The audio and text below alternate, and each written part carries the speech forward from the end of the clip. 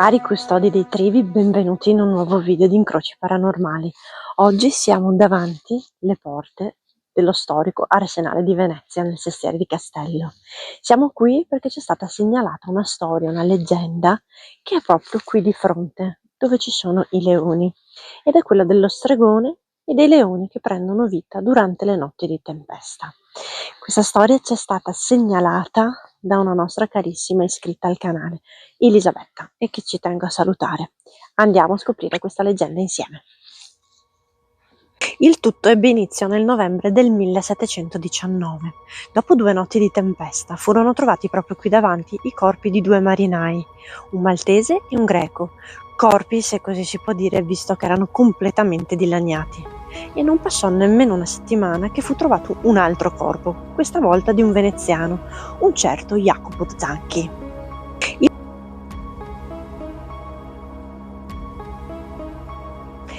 I fatti ovviamente suscitarono molto panico nella zona e si racconta che un giorno la moglie di Zanchi, ormai vedova, una certa Giovanna, fu vista inveire sotto le finestre di un mercante, di un usuraio di nome Foscaro, e lo accusava della morte del marito, dicendogli: assassino, pagherai per tutto il male che hai fatto.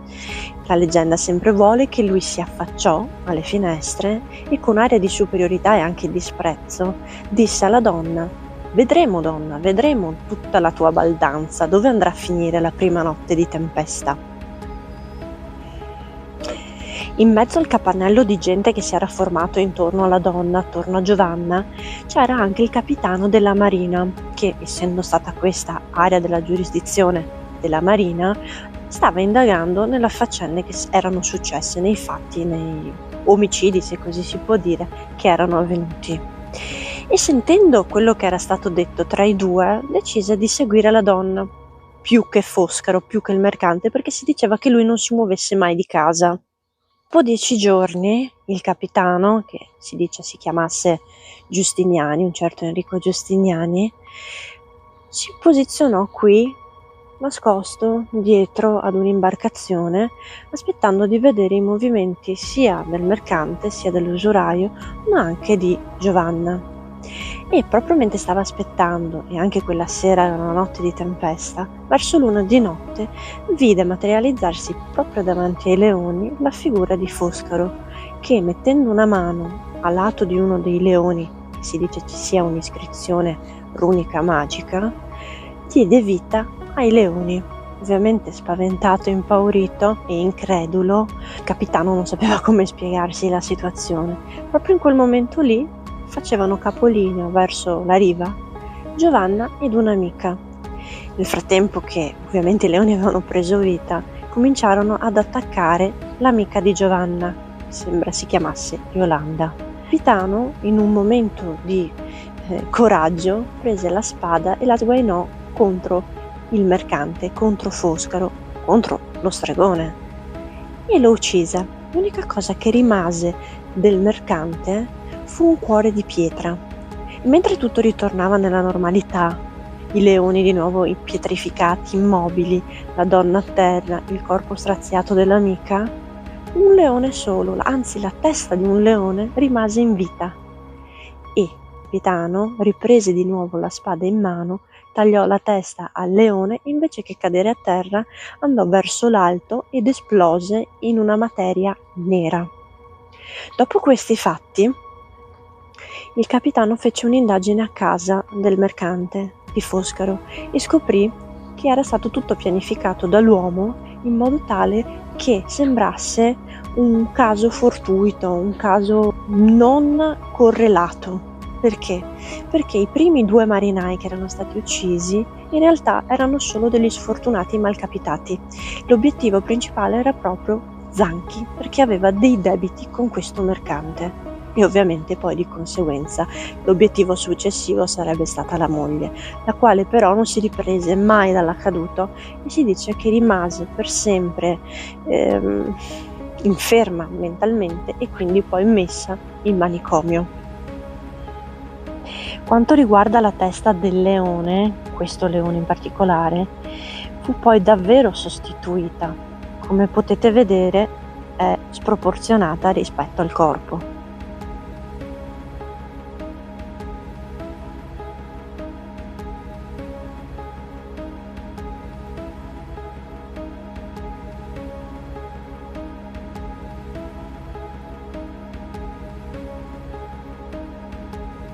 Come potete vedere, la formula magica, la famosa formula magica dello stregone Foscaro, è incisa, o per meglio dire, sono incisa delle iscrizioni in carattere runico fatti da degli scandinavi ancora secoli fa, che si chiamavano i Variaghi, ed è qui.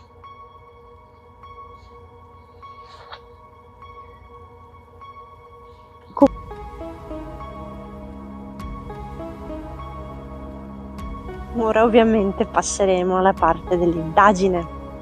Andremo in cerca di capire se la storia di Foscaro, la leggenda dello stregone e dei suoi leoni, è vera, se c'è una base di verità oppure no, ma soprattutto se davvero Foscaro è scomparso in una nube di fumo lasciando solo un cuore di pietra, oppure ancora aleggia proprio qui vicino ai suoi amati leoni.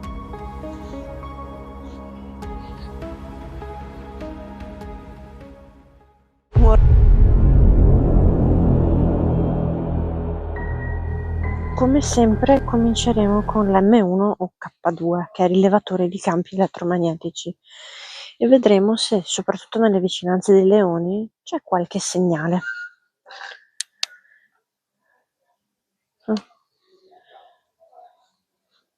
Proviamo ad avvicinarci ai leoni.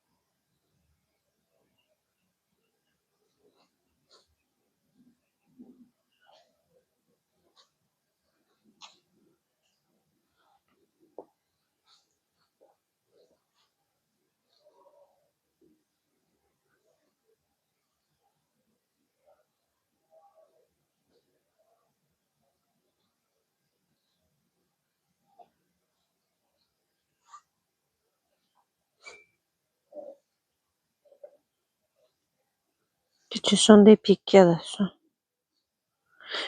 C'erano stati dei punti dove si illuminava, però proviamo un contatto più diretto. Andiamo subito con il REM, con il dispositivo, l'applicazione che ci permetterà di trovare forse una comunicazione.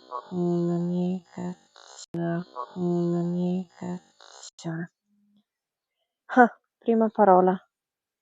Vittima. Sei riuscita a prenderla?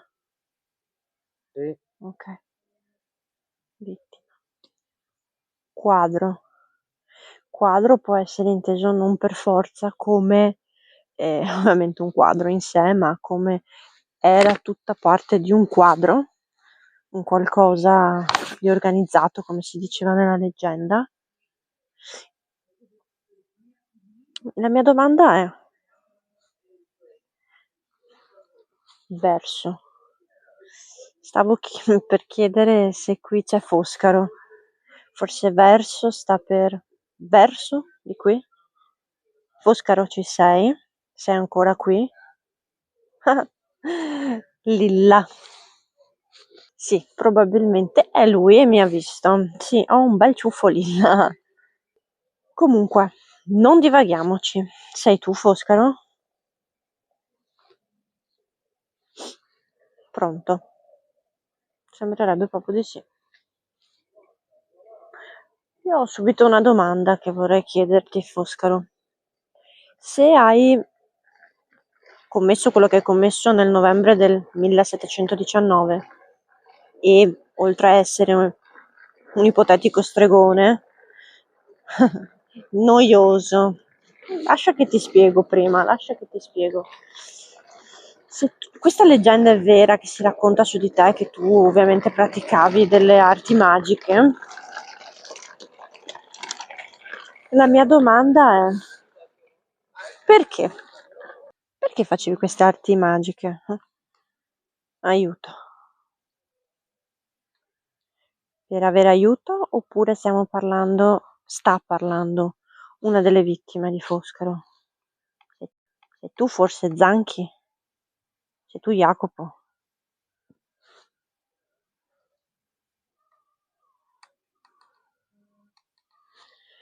Importante.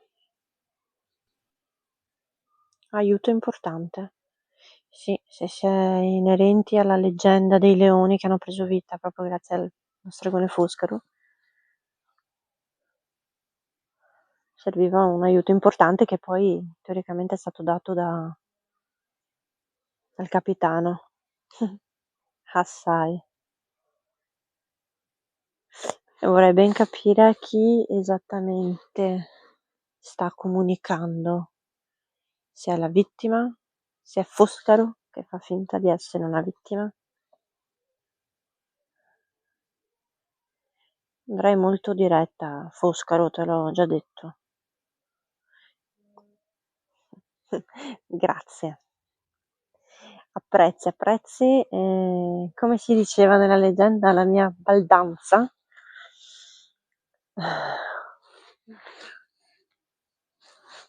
No, vorrei sapere se ci sei tu qui, se sei ancora qui che alleggi di fianco ai tuoi leoni, ai tuoi amati leoni. Ironia. Forse fa un po' il simpatico. Forse è anche la prima volta che magari qualcuno si mette in contatto con te.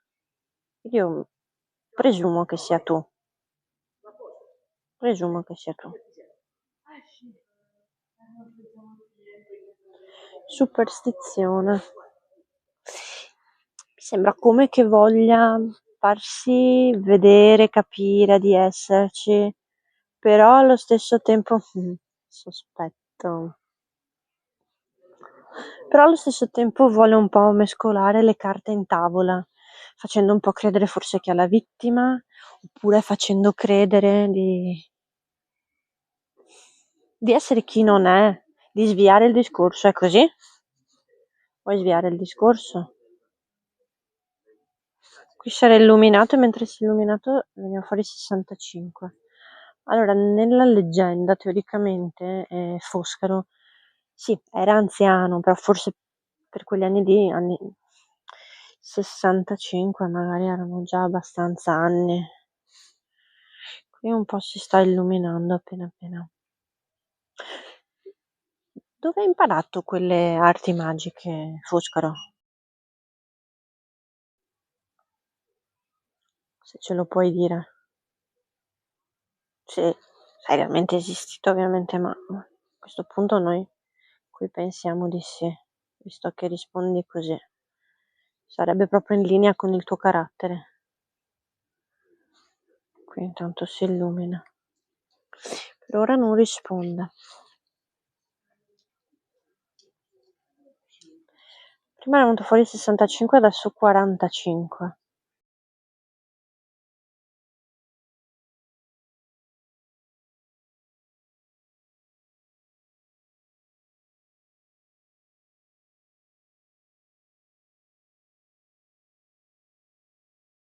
Città.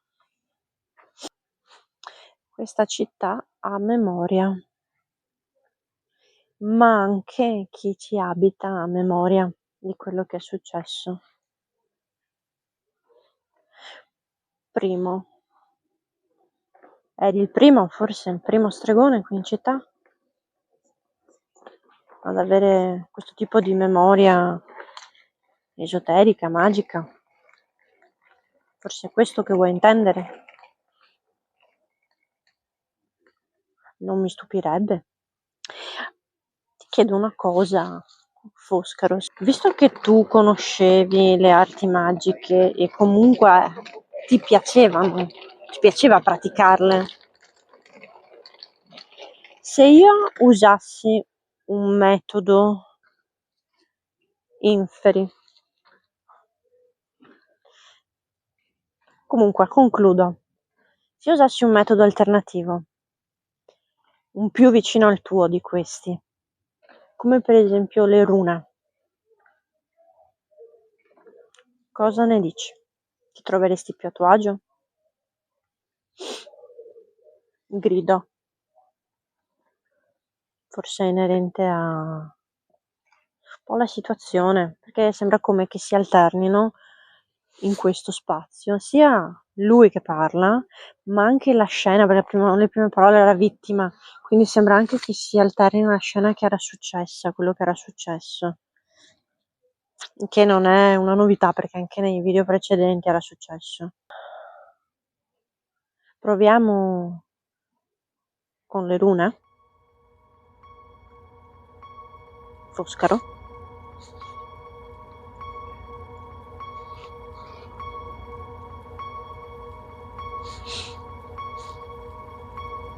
È venuta fuori la parola concludere. Bene, allora concludiamo con questo.